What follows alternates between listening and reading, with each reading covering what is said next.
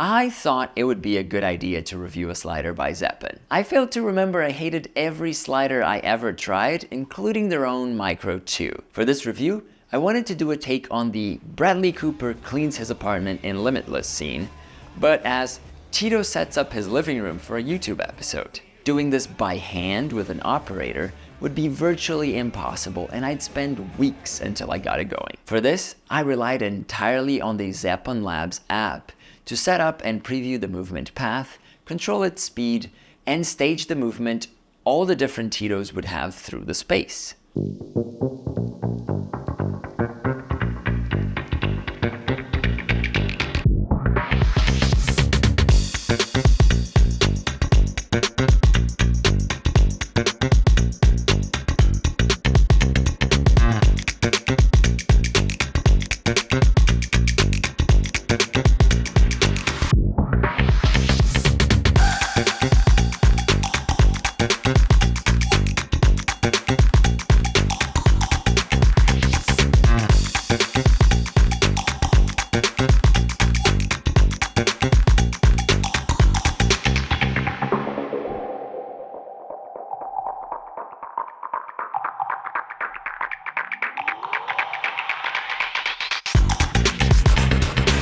A slider is such a fundamental piece of gear for moving around the camera. I wish I had one for more than 10 years since I first got into film. Confidently moving your camera gives a massive boost in production value, yet most methods of achieving this on the cheap have severe limitations.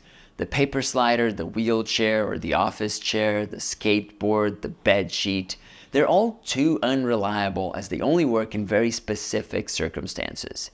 About 2 years ago, I bought the Micro 2 second-hand for a short, so I used it in one short, then sold it off.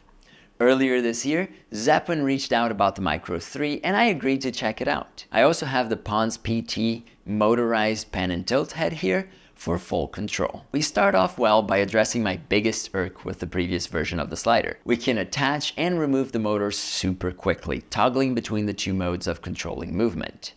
The motor never gets to go super fast. For compositions that require a more refined timing, I'd go with an operator moving the slider rather than the motor. For this, we can also adjust the tension on the movement with a dial that goes from 1 to 5, each value getting progressively stiffer, allowing you to do slower movements with more stability. The motor gives you 3 basic speeds through the buttons to set A/B points, loop the movement, disengage the motor altogether. All of this is much easier if you connect it to your phone through the Zeapon Labs app with much more adjustable speed settings. The same applies for the PONS PT head. You can control them through the buttons, but the app makes everything easier.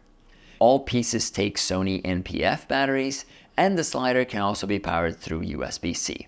The second and third irks solved by the Micro 3 are size, because this is one of those double the track size sliders, and stability, with the adjustable support arms that are included in the package.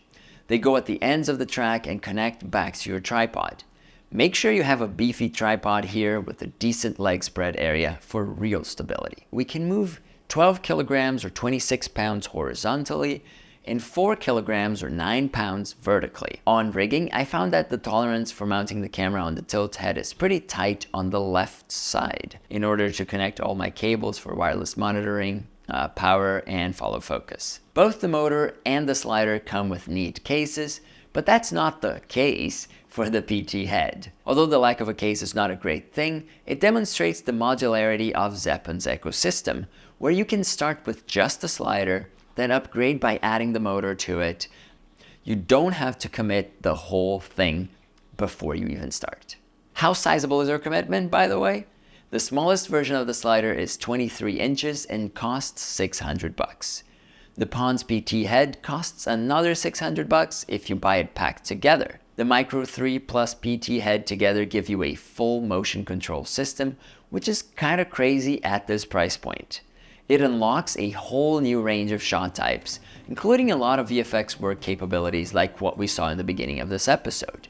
Even though setting up takes a minute, this gear allows for shots that wouldn't be possible otherwise. I'm really excited to use the slider in short films and for B-roll shots here in the channel. As a faster alternative, I can swap the PT head for a good tripod head and just do my moves all by hand. The slider has many broader uses than what I demonstrated here, and I'm curious to hear about your experience with sliders in the comments below.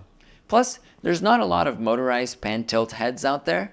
Do you see a use for it in your work? Thank you so much for watching, and I hope you had some fun. See you in the next episode. Chit out.